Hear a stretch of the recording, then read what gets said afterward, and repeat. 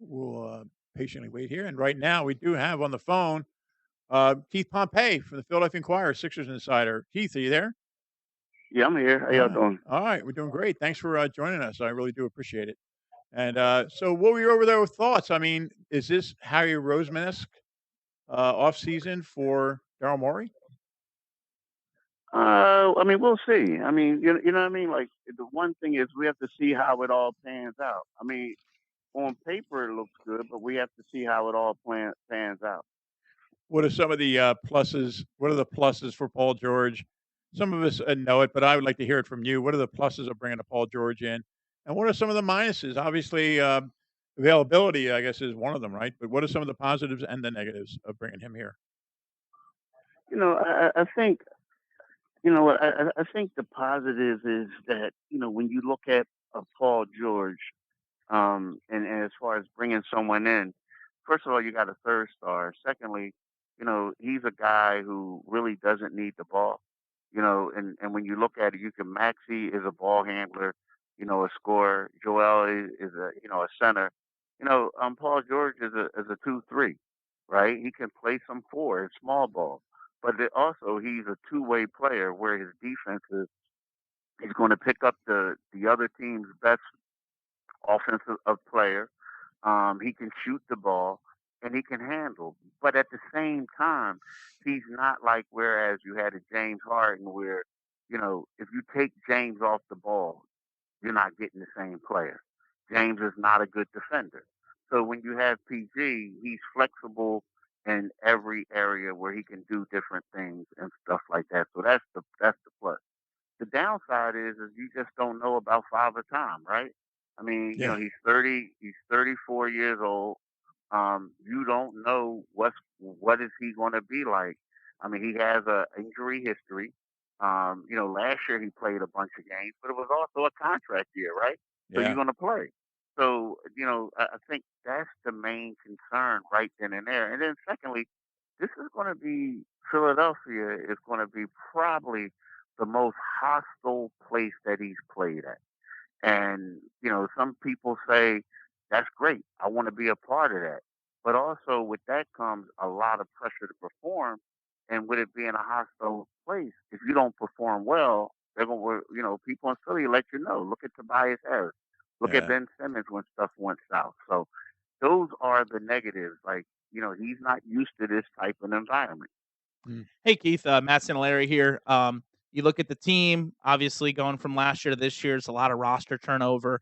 As far as the spots to kind of fill, right? I mean, they do bring back a few different players to kind of fill in those roster spots, but still a lot of work here for Del Morey to do. I saw that, report that you had personally just a little while ago there talking about Marcus Morris, Senior being somebody who they could target. They obviously need somebody to come in and do backup 4 minutes for them. Played pretty strongly for the Cavs in the playoffs last year. So interested to hear in your take about a reunion with him coming back, home once again to Philadelphia.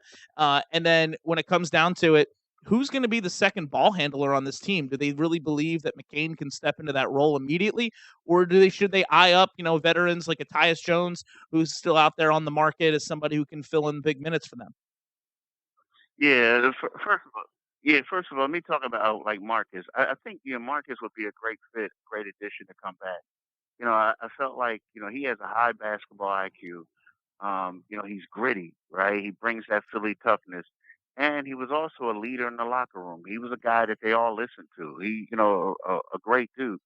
Now the problem is Marcus made $17 million last year, and I'm pretty sure he wants to get paid again. Mm-hmm. And I think that the things that the Sixers, the the best thing that they may have for him, or not the best thing, but the thing that's the most available for him is a minimum deal. And does he want to take that? So maybe you can free up some more money and you can get him. You'll get him at a higher price. But I feel like that right there is the problem, right? I feel like that's the thing that may hurt them. But again, I think that leadership, the toughness, everything like that, I think that they need that. Now, in regards to McCann, I don't think he's ready to be the secondary ball handler just yet. I feel like that when you have Paul George, I imagine we'll see Paul George handling the ball quite a bit. When Maxey's off the floor at times, right? Depending on the lineups.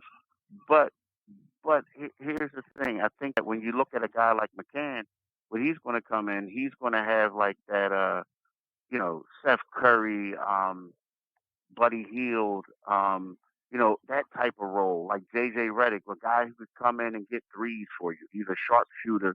He can get the threes. That's the type of role that he's going to have, right? In regards to a secondary ball handler, a point guard, you're right. I think that the guy that they are waiting on to see what he can do is Kyle Lowry. They want to see what Kyle Lowry can do, and then if he can come in and then he can help out, that's a bonus. But yeah, they also I think they need to go out and get a younger guy. The only problem is if we get back again, how much money or do you have to give these people? Guys want to get paid because you know there's a thing where if you get a max salary contract most of the times, well, that's what you're going to get for the rest of your year. I mean, rest of your time in the league. So players don't want to get that until it's like the only thing they can get. Yeah. Why is Morris available? Why is Morris available? Yeah.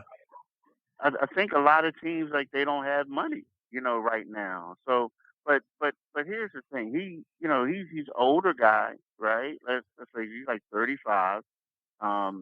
Before he used to be a three, now he's a 4-3.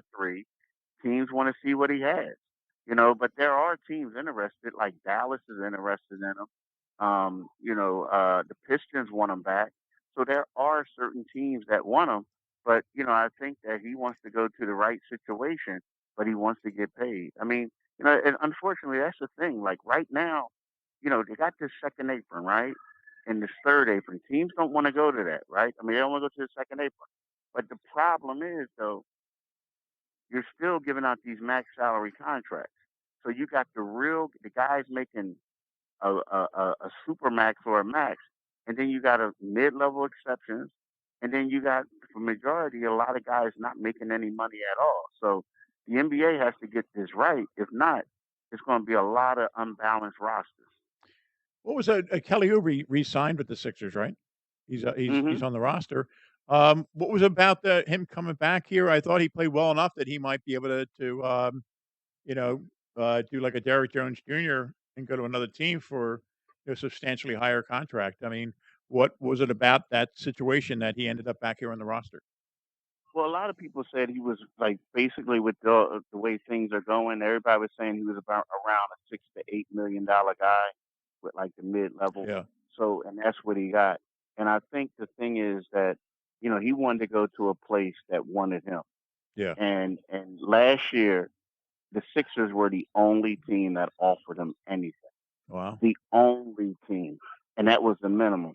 So basically, it was like you had to make it something not outside of the box for him to go there. But I think what he got, what he received, that was his market. And so if that's your market, you're basically like, I might as well go where I feel comfortable. Yeah, Hey, Keith, Matt, and keep him away from traffic. yeah, You know, exactly. like Matt here once again. Looking at the Paul George situation and just the way things kind of went down, we heard all the reports about the Clippers playing hardball, not wanting to exceed what they gave Kawhi. We heard about Golden State possibly being interested, but obviously not meeting them probably at the same spot in which the Sixers were able to. What does it kind of say about the landscape of the league as a whole? What does it say about the situation in Philadelphia, whether it be playing with Embiid, an MVP, playing with Maxey, a rising star in this league? What does it say about that Paul George, turned down, again, playing in California, playing around his own family in that area, albeit for less money? Is it just the extra $60 million, which again, for a lot of people, it's kind of a joke even to say out loud. Obviously, it might be that, but like, is there something to Philadelphia? Is there something about the situation that lured Paul here? And even the other stuff being the case isn't as important as coming here and a potential to win a championship. Okay, so I can tell you what people in Philly want me to say about how he wants to play with Joel Embiid, how he wants to play with Tyrese Maxey. He thinks the Sixers could win. Nah, the brother wanted to get $60 million, man. Like Hmm. that's what it really came yeah, down to. Because see, here's the thing. Like, you know, where the Sixers were fortunate, they were fortunate that because he wanted to go to Golden State. And at the end, the Clippers didn't want to send him there, right? He also talked to other teams. And then he had a meeting with the Clippers. That meeting was all about, hey, look, I love y'all. Y'all love me. Da, da, da. You going to give me that extra four? And they were like, no. Well, then I guess I'm going to Philly. So, you know what I mean? So, Yeah. like, we can sit here and say how this and that because you remember he came out and said it ain't about chasing the championship. It's about the right fit, the right situation. Well, it looked like 4 years the guy wanted to get paid, Yeah. and he got it. Yeah. You No, know? no question. But, sometimes guys come here and they kind of acquiesce or they kind of, um, uh, get drawn to the gruffness of the Philadelphia fans. I mean, maybe that'll wear off on them a little bit. If you're a Sixers fan, you hope that's what happens to him when he comes here. But the some of the other guys that are like were on the team last year. Can I run their names by you real quick before we let you go? Is Mhm. if you think they're going to come back or not. Some of them I think are pretty obvious, but some of them I don't know. Robert Covington, do you think he comes back?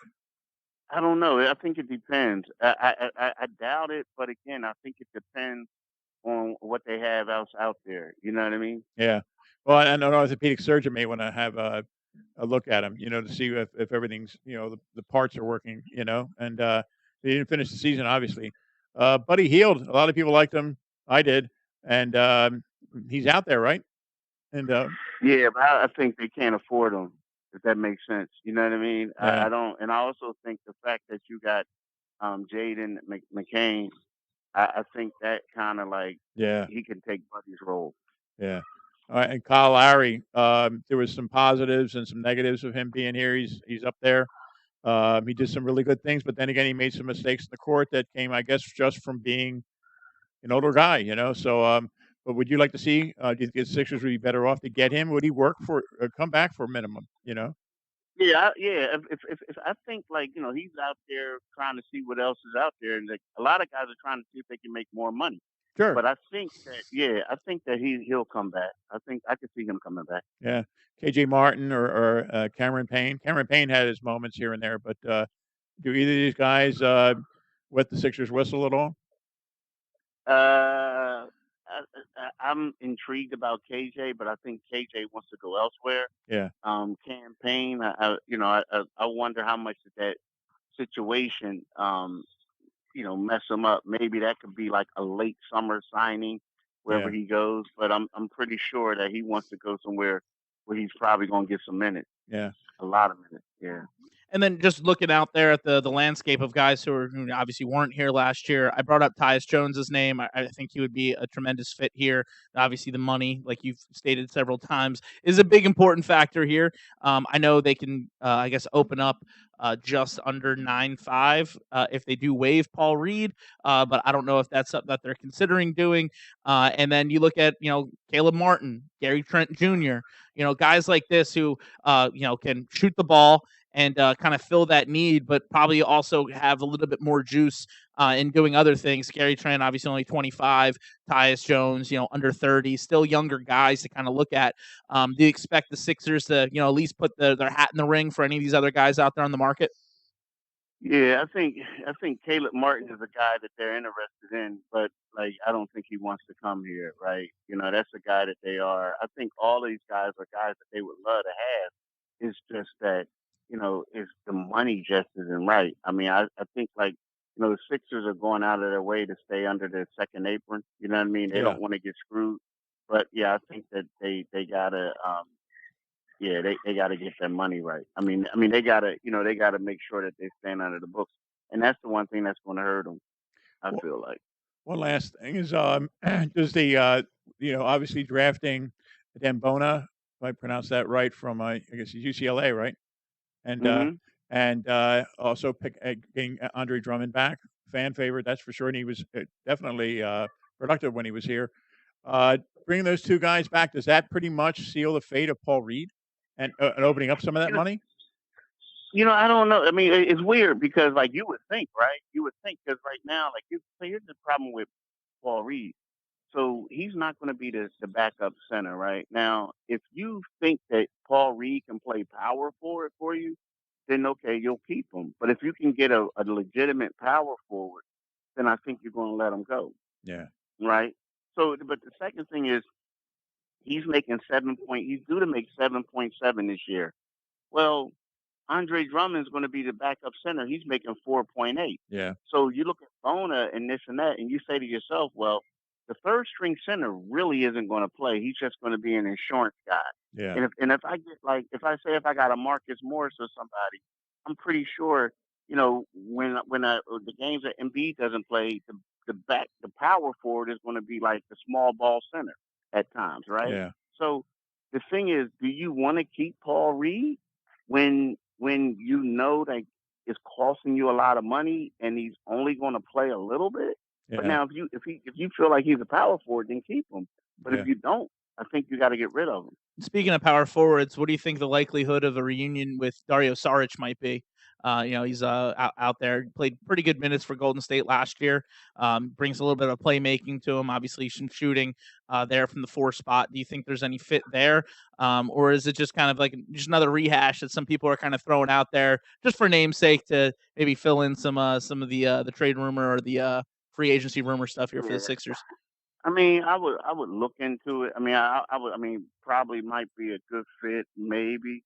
But the only thing is, is he mobile enough?